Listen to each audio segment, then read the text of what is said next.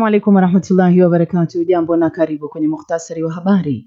Jina langu ni Ramla Abdi. Harambee Stars imefungwa 2-1 na Gabon katika mechi ya kufuzu kwa kombe la dunia mwaka 2026 katika uwanja wa Nyayo jana jioni.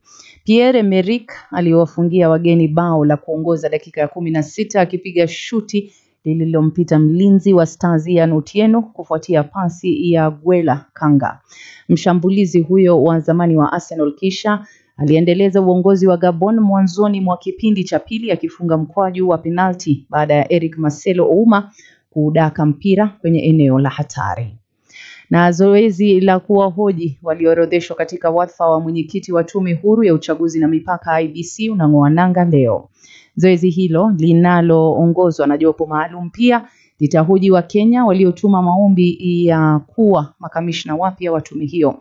Miongoni mwa watakaohojiwa leo ni pamoja na kundi la kwanza la wagombea litawahoji akiwemo aliyekuwa mwenyekiti wa kamati ya utekelezaji katiba Charles Nyachai, aliyekuwa msajili mkuu wa mahakama Ann Amadi na Abdul Khadir Lorot Ramadhan na Edward Katama Ngeiwa.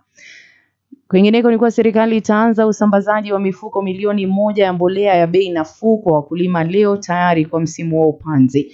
Waziri wa kilimo na ustawishaji wa mifugo Mutahi Kagwe amesema tayari shehena za mbolea hiyo zimesafirishwa kutoka Mombasa hadi Naivasha. Mbolea hiyo itasambazwa kupitia kwa magala ya halmashauri ya nafaka na mazao nchini NCPB kabla ya kugawiwa wakulima.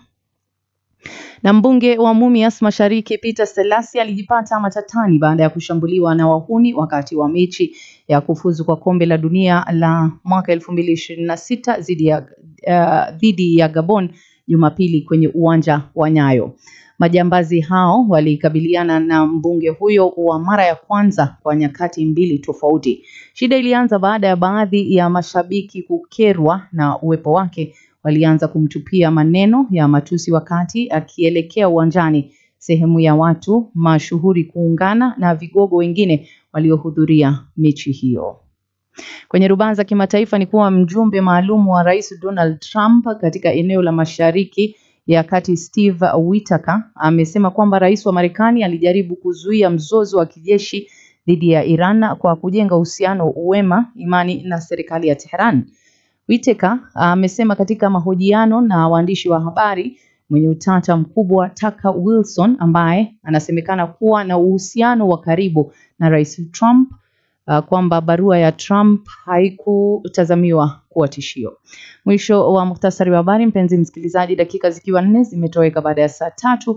Bila shaka utaweza kupokea habari zaidi itimiapo saa 4 kamili. Jina langu ni Ramla Abdi. Sawa makbul.